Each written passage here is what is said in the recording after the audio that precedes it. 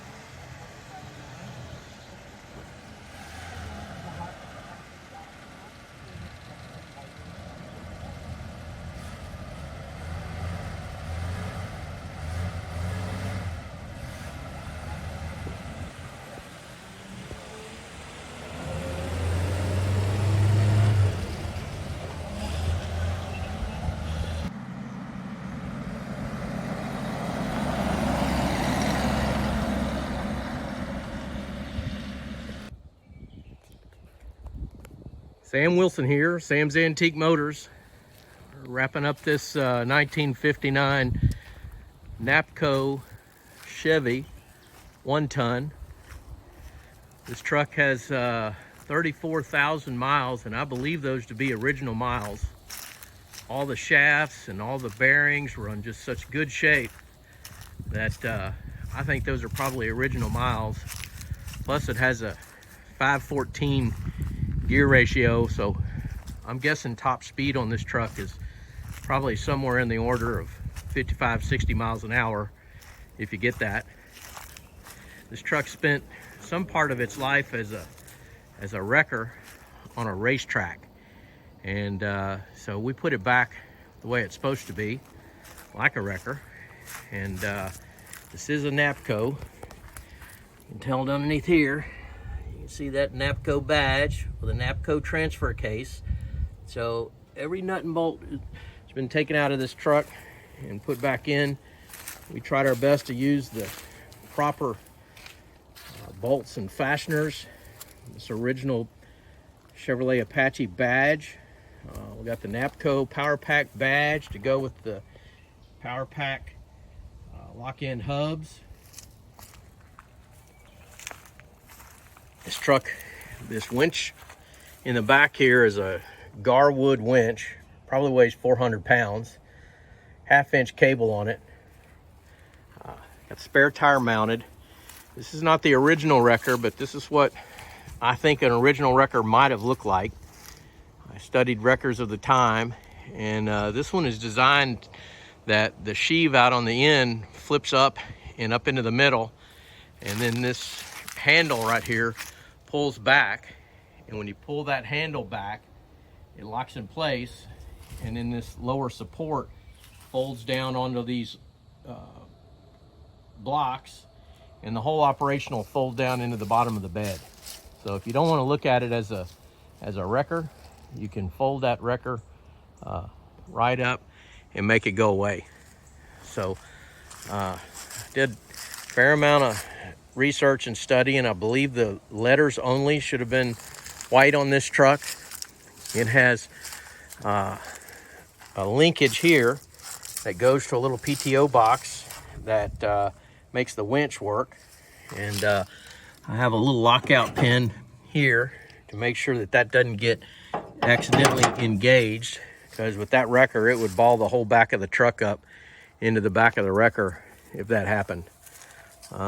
We've used clutch head bolts wherever they're supposed to be. I've got a rag in there. Not sure that you can see them here, but all these bed bolts are stainless bed bolts in a clutch head formation. Opening up the inside here. Always look on the inside. This truck features the original steering wheel, original horn button, original dash. All the gauges work. Got the original heater box, controls underneath. We've got AM, FM original radio in it, modernized to accept Bluetooth. All these 1-ton trucks were finished in gold on the inside and had a brick pattern headliner. It's different than the seat material, but it's a similar pattern. So all the window and door handles are original to the truck. They've been re-chromed. This sticker is the replication of the original sticker that was actually on the dash, but I just couldn't bring myself to put it on the dash. So this is has all been redone.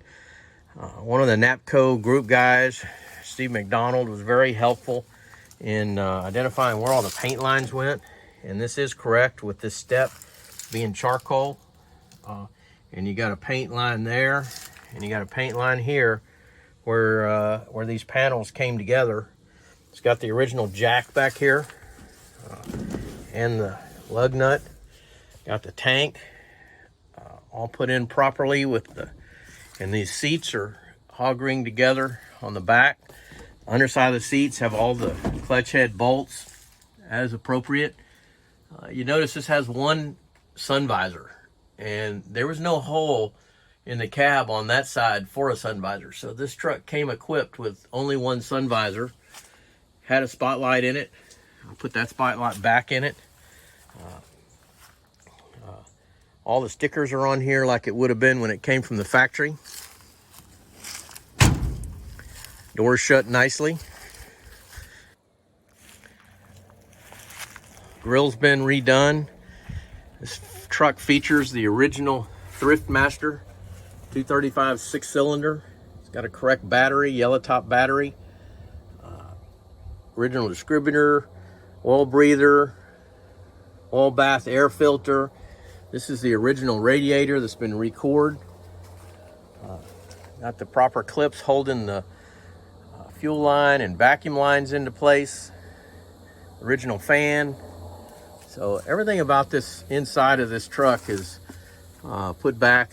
It's got a new wiring harness, but it's been routed and run to the original specifications per the factory assembly manual.